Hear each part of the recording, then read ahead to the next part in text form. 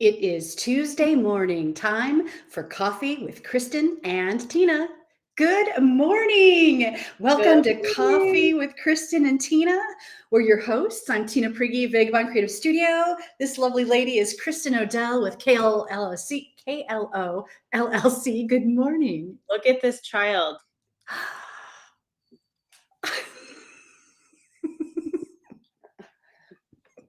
It's like something out of like a horror movie sometimes, right? Like there's a painting at the Raw West Art Museum that used to spook me out as a kid, and it was a window, and you see it from the outside, and there's like a little girl just standing in the window staring out.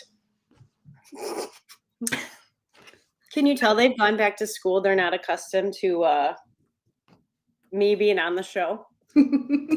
So what time do they start school? They start school normally at 8. Oh, wait. So they're not at school? Aren't They're they going to school this year? The children are home with me this week. Yes. Oh, The children are home with me gotcha. this week.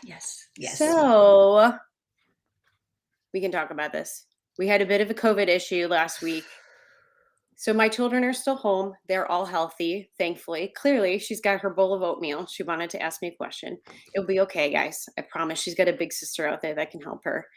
So yeah, they are home from school this week just to make sure everybody is healthy. And on Tuesday mornings, they normally have mass. So they don't have to go to mass, obviously. And so they are all getting on at 9:15, I think today, 9 o'clock, right around that time. So as you can see, she's finishing up breakfast.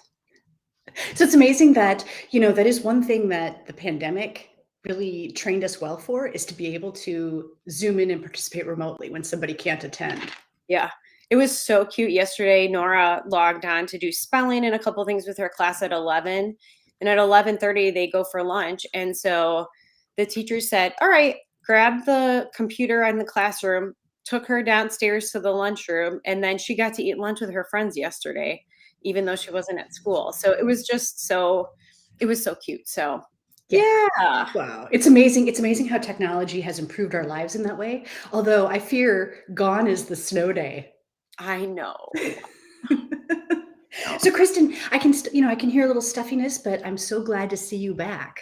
Thank you. Yes, I am. I would say I am probably 80% recovered and feeling pretty good. I just get wiped out tired. And I'm sure anybody else even pre-COVID, let's be honest, if you got the flu or you were just really sick for a couple of days, it just takes a while to come back. And so that's I just get to take more naps. That's really what I get to do now. So, Yeah.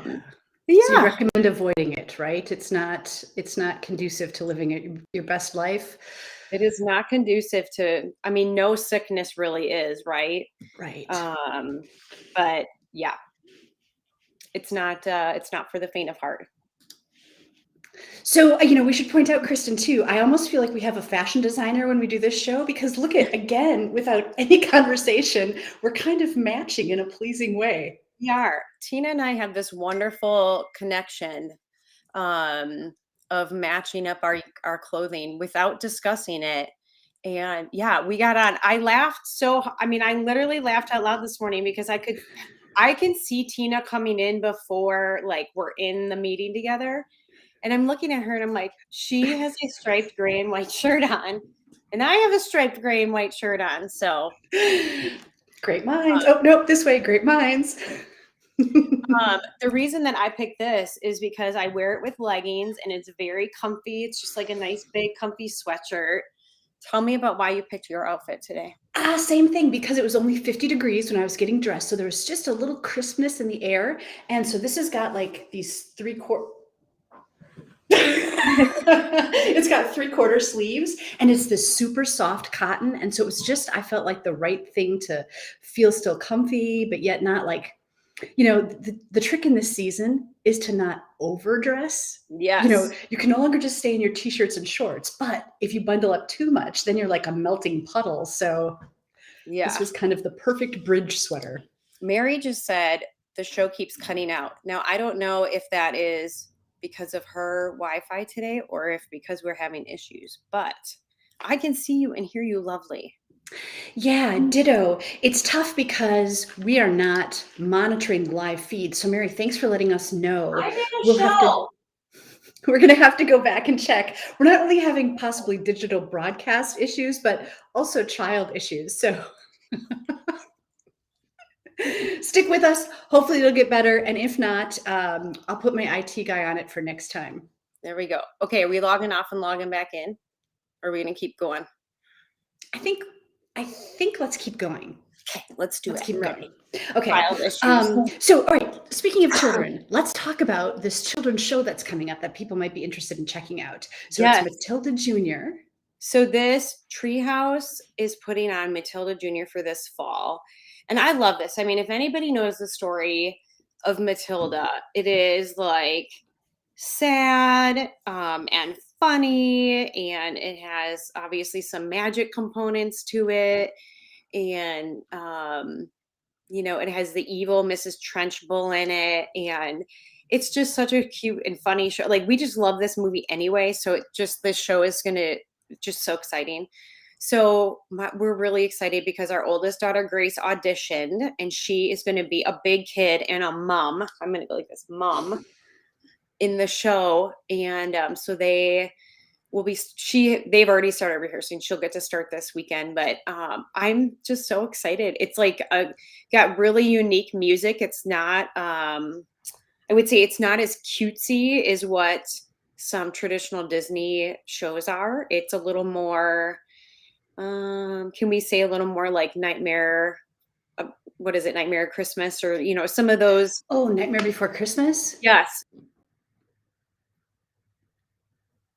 Oh no, Kristin, you froze. Maybe we are having some technical issues here. I got a warning. Okay, you just froze. Kristin's going to log out and log back in, but Kyla, thanks for letting us know that the feed is good from your perspective. And Raisa, thanks for letting us know that you're not having trouble there. Okay, that is awesome. I imagine that Kristin is going to log back in momentarily. But just to follow up on this discussion, so Matilda Jr., the performances are going to be Thursday, December 2nd, December 3rd, December 4th, December 5th at UWGB Manitowoc. And what's kind of cool, Kristin, is the author of this show is Roald Dahl. And so Roald Dahl also wrote Charlie and the Chocolate Factory. Mm-hmm. Yes, and many others, many others. So yeah, so we're so excited for Grace. If you want to see my daughter Grace on stage, she's really continued to kind of grow into herself and is excited about her role. So it's in awesome. our ongoing, like, we're so excited we get to have these discussions about our local theater group all the time, and I really love that. So yeah. As a theater kid myself, I strongly recommend it. Some of my best friendships were formed there. And I mean, just like the personal development, of understanding the world in a different way. It was all fantastic. Right. And I just have seen a lot of kids really flourish with confidence on stage, like being able to project their voice and being comfortable talking to adult, like part of being in theater is not only being able to act and do what the director is telling you to do, like that's a really important component of it. But there's also this aspect of it, like when you finish a show, you have to go out and interact with the audience after and thank them for coming and being able to have these conversations. And not every kid can do that. And so this is just like, it's really, really cool to see these kids develop in their confidence and communication and public speaking and all those kind of things that tend to be really hard. Another big one is empathy, right? The ability to put yourself into somebody else's shoes, into some other character's mind space, and figure out how they would feel in a situation is really beneficial. Yep. Yeah, absolutely. Yeah. Your ability to act also lends itself well to being able to say, I can understand that person's position, regardless of what it is. So yeah. So speaking of the stage, here's another cool thing that's coming up. I'm so excited. I can't wait to check this out. The Manitowoc Symphony Orchestra is going to be playing along live to this silent film. It's the original German Dracula called Nosferatu from like 1922. So it's going to be at the Capitol Civic Center. October 9th. And it's called Symphony of Horror, the music that goes along with it. And that's not the name the symphony chose. That's literally the name of the score that goes with this movie. I am so excited about this. We got a postcard about this in the mail, maybe last week, and I was like, "What a fun idea to do this!" I love the idea of kind of the silent film playing in the background. Like, I just can imagine, you're sitting at the Capitol and it's red and beautiful, but it's dark, and we have this like super creepy movie playing in the back, and then I'm assuming the symphony will be on stage, so you'll just have some probably music lighting, I would guess, on them, right? I think so. I don't think it'll be like full lights on them. I think they'll have like the music stands, but the feature is not them necessarily. It's Right, the music that they're creating along with the film. And I've never had that sort of silent film music being played live experience. right. I just think it's a brilliant idea. The fact that it's called Music of Horror creeps me out just to no end. And how can you put that picture up again? Like, Yeah.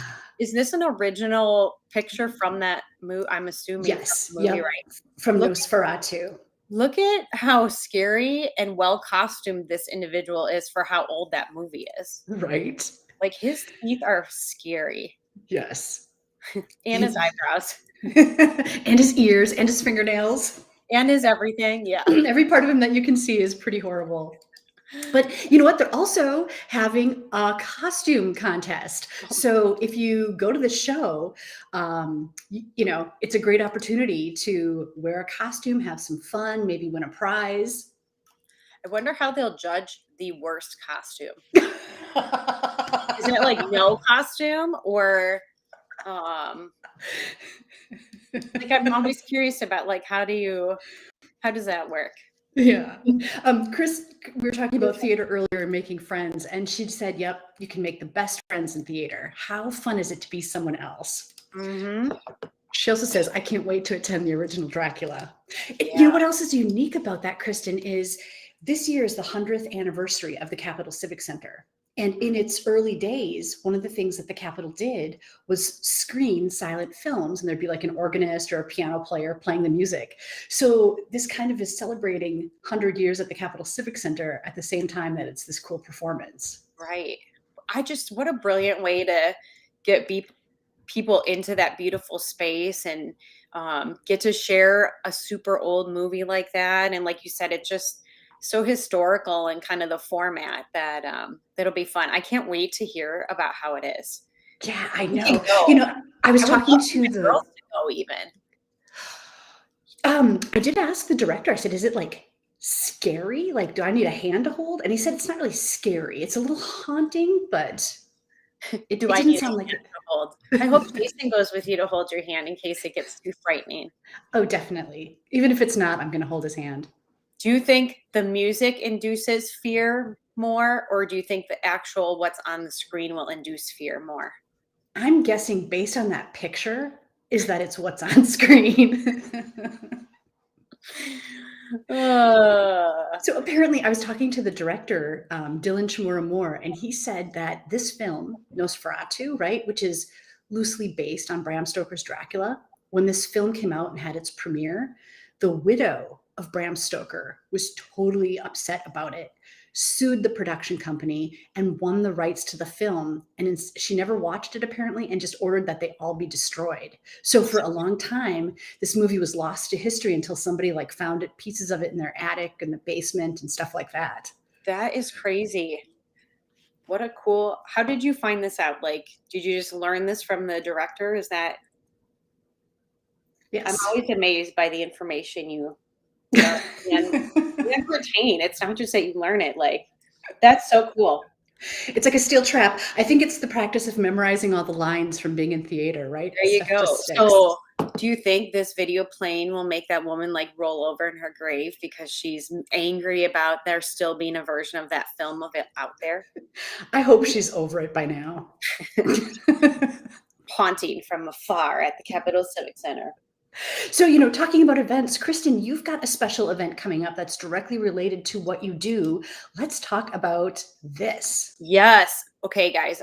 We talked about this just a little bit on the show maybe 6 or 8 weeks ago, but I am really really excited. So, I am introducing strengths for couples.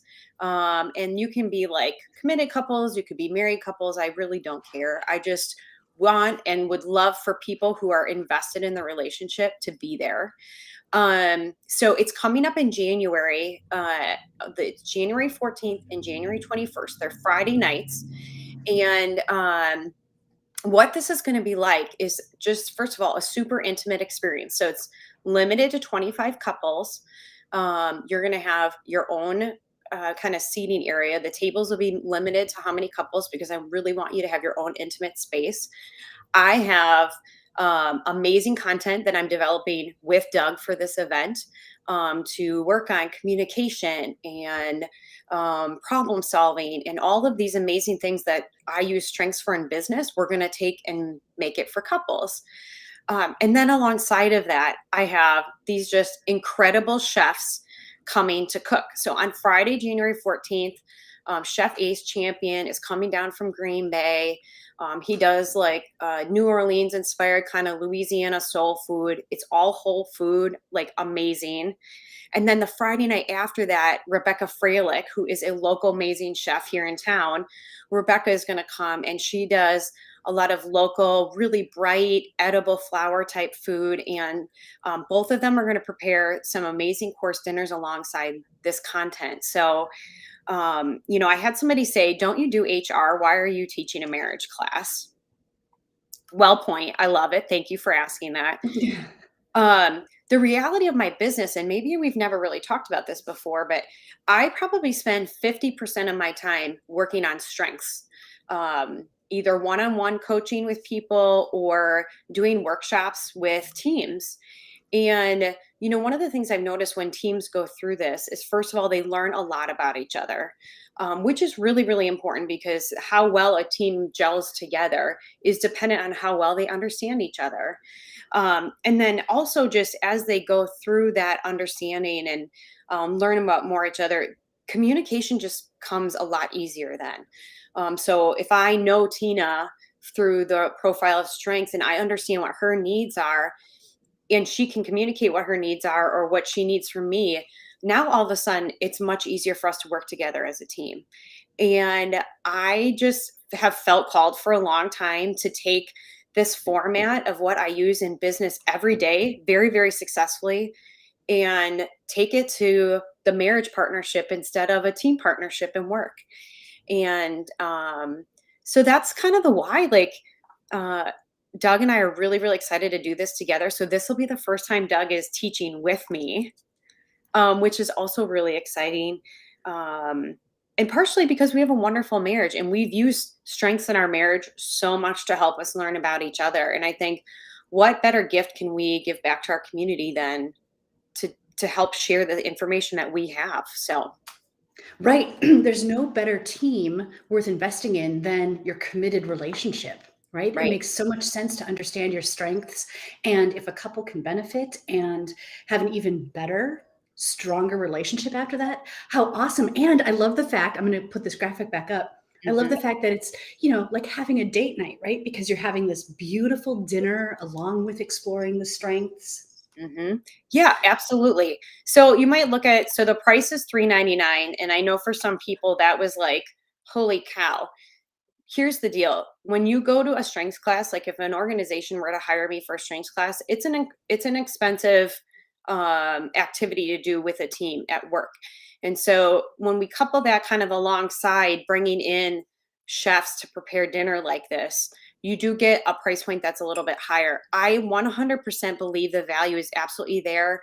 I think if you kind of break that up over 2 nights and you think about the idea of having an event alongside having an incredible dinner, you're going to find the value in it without issue. So, and I think like, in the everyday of our lives, we blow money very easily sometimes. And I think what better way than to save up and say, you know what, we're going to we're going to invest in who we are and have this really cool opportunity. And I would grab friends. You can, if you want to reserve a table together, please let me know. I'm very happy to accommodate that. And so those tickets, there's links available through my Facebook page. You can go out to Eventbrite and search for Stronger Together, and you'll find it out there as well. But please come join us. It's going to be so much fun. The food is going to be amazing.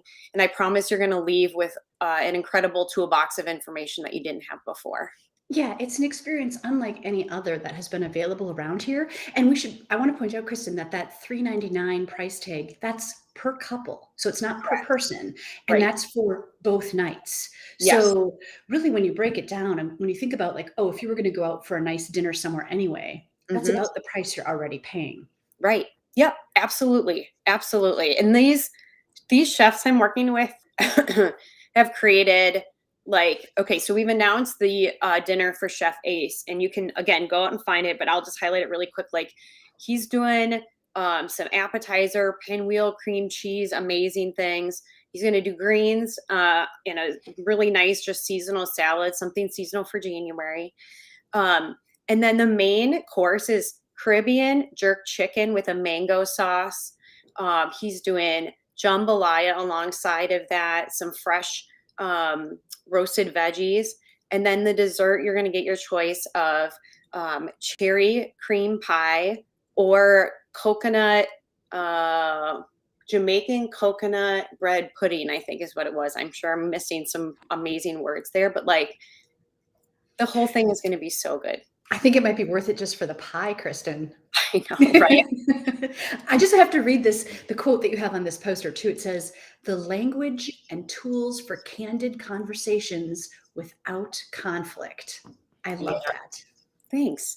Yeah, it's one of those things where, like, I'll give you a quick example.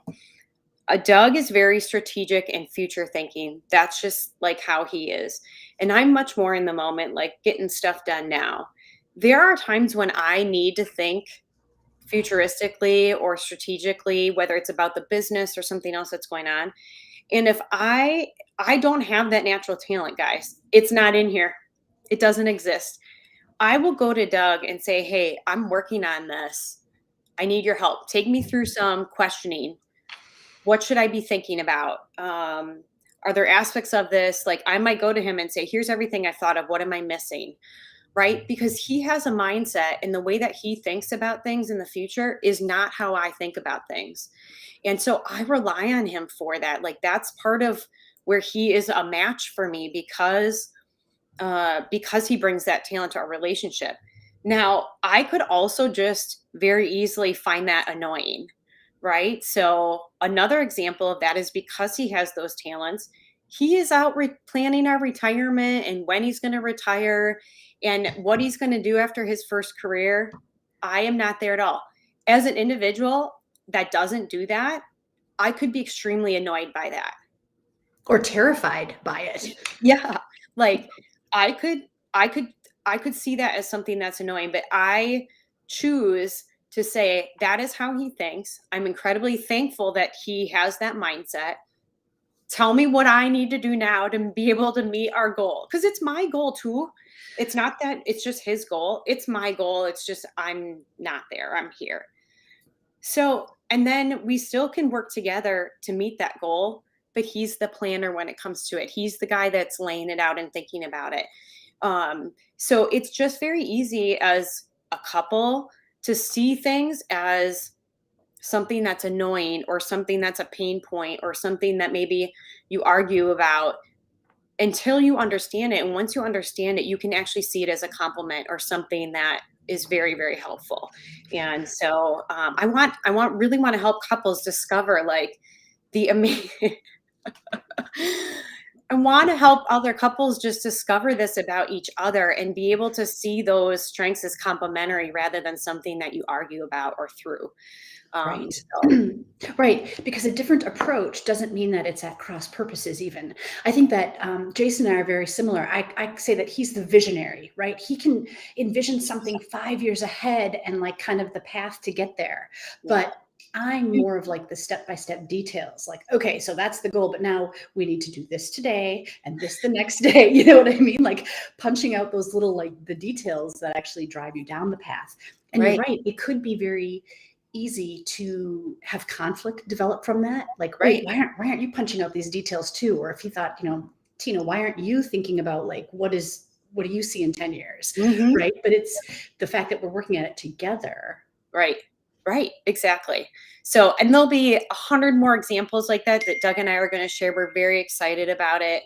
Um, and I can't wait to help people discover and learn new things about their partners. Like, Doug and I didn't always have this as part of our relationship. We've discovered it along the way because of the work that I do. And so I'm really excited.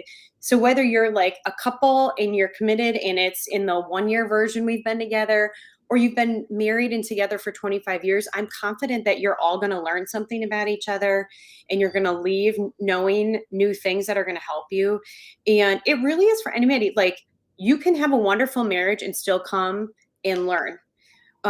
You can have a very committed relationship but be struggling incredibly, and you're going to learn. So it's not that one couple is more ideal than another. It's really just an openness to come and learn about each other and to work on it and to have fun together. And so come. Mhm. Yes. Yeah, and attending, right, Kristin, doesn't indicate or mean in any way that there is a problem with your existing relationship. It is Right. just meant to strengthen that existing relationship and give you the tools to figure things out as different things develop. Right. Right. And so just kind of give you an idea, like that first night is going to be more about self-discovery and learning about your partner. So like understanding what your strengths are.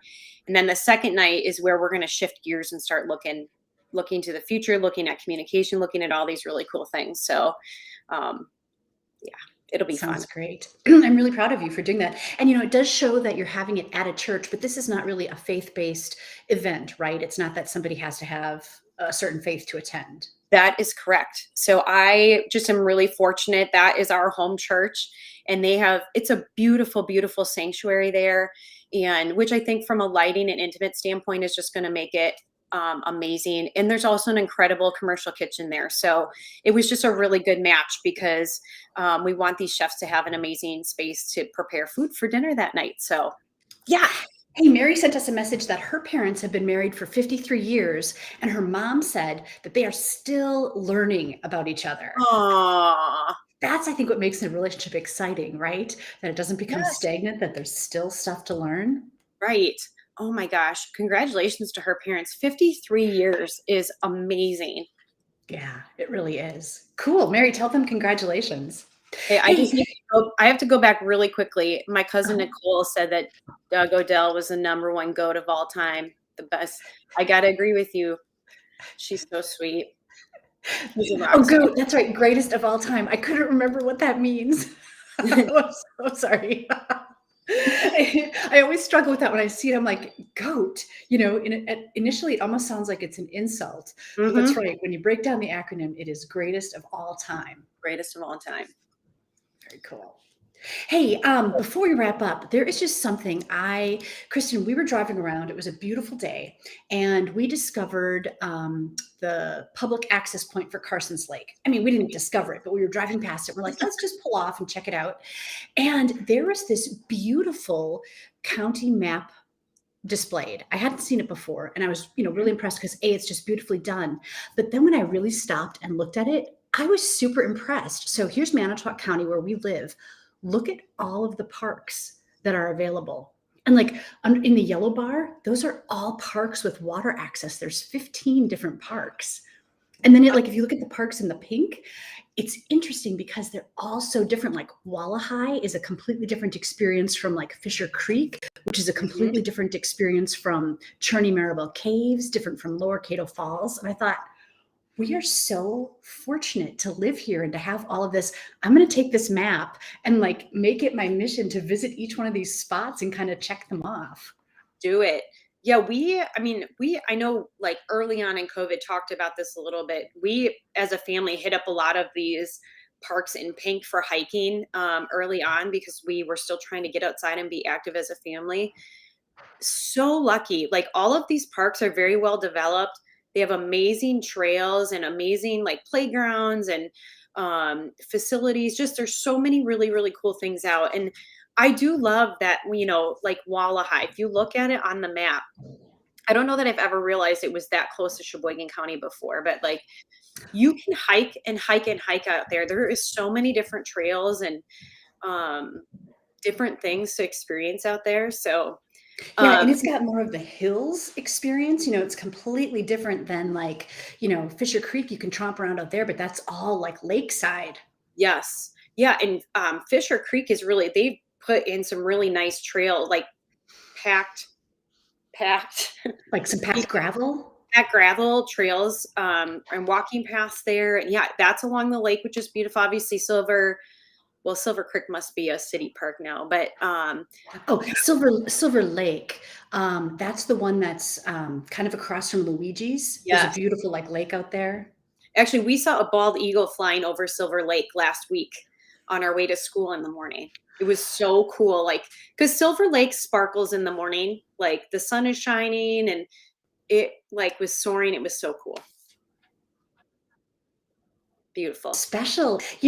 About 2 weeks ago, Jason and I each had an eagle sighting as well. So it's amazing. It is. No, it's Okay, funny so though, are you is so some of these parks, like Horseshoe Lake is under just parks, not under water access. yes. And Silver Lake too. I know Silver Lake has water access. Yes. Interesting. Maybe it's because there's also a park there, not just the lake. Oh, so maybe Like, water access means it literally is just a put in. right. Like Silver Lake also has walking trails and there's a gazebo there and people fit. I think there's a boat launch there and other stuff. But are you gonna take your kayak on the road, and go launch at all of these water access places? Wouldn't that be an amazing, like kind of coolest coast experience to do that and document it? Yeah, I think it I would be love it. really fun. I love it. Cool. Well, let's wrap up for the day, Kristin. This has been so much fun, so very cool. Thank you to everyone that has participated with us. Kyla is talking about that it has a playground. Maybe that's Silver Lake. I don't know. Wallahai, I know, has a playground. Maybe Yeah. that's one. I love Wallahai. I do too. Okay. If you've never been to Wallahai, you get out there and you go walk around. It's so cool. Especially now that it's getting cool. Hopefully there's less mosquitoes, or zero mosquitoes would be great. And the leaves, as the leaves are changing, I think Wallahai would be a gorgeous place in the fall. Yes. Yes. So, Tina, it was so good to see you today. So good to see you too. I'm glad that you're on the mend, and we will look forward to next time. Thanks everyone for joining us. We'll see you next time with Coffee with Kristin and Tina. Bye.